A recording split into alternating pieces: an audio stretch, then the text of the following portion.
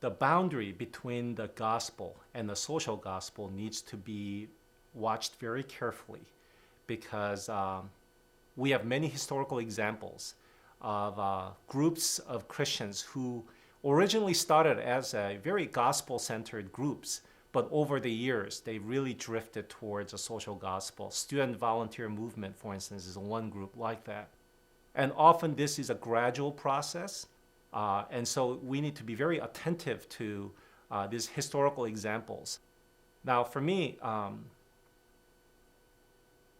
the boundary between these two types of the gospel ministry is that often social gospel movement tend to very much emphasize the horizontal aspect of the ministry, particularly giving a lot of attention to those who are in need, those who are powerless, those who are marginalized, which is a good thing, but at the almost expense of neglecting their vertical relationship with God and with Jesus Christ.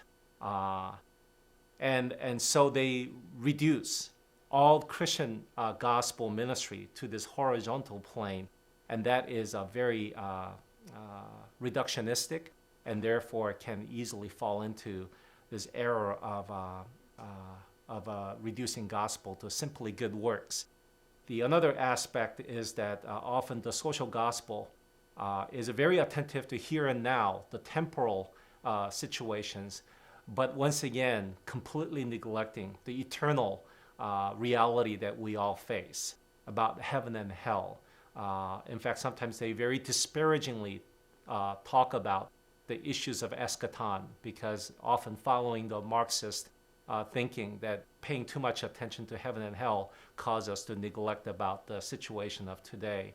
That's a false dichotomy I think they assume, and often that is another reason why I think they depart from the historical Orthodox Christian faith. I think another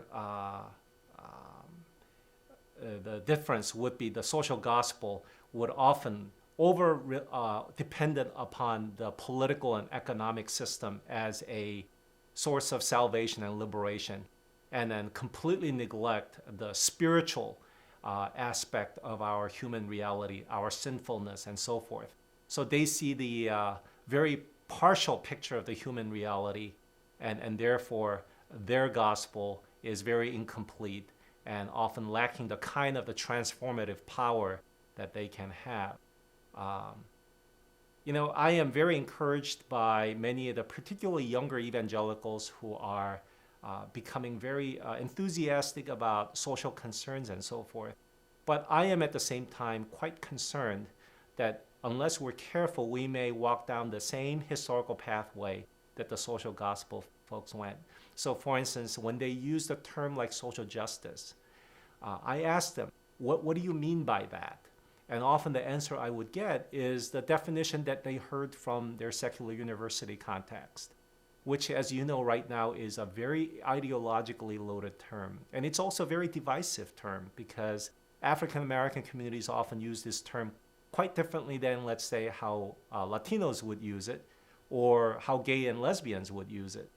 I think we really need to, as a Christian community, really find a biblical and theologically reflective definition of the term so that, it is a term that is found in scriptures and we need to use it, but we need to now use it in a context of the redemptive history of the gospel and not unthinkingly import the outside meaning and use it in such, because that is a first, perhaps, step toward the social gospel direction unless we're careful about that.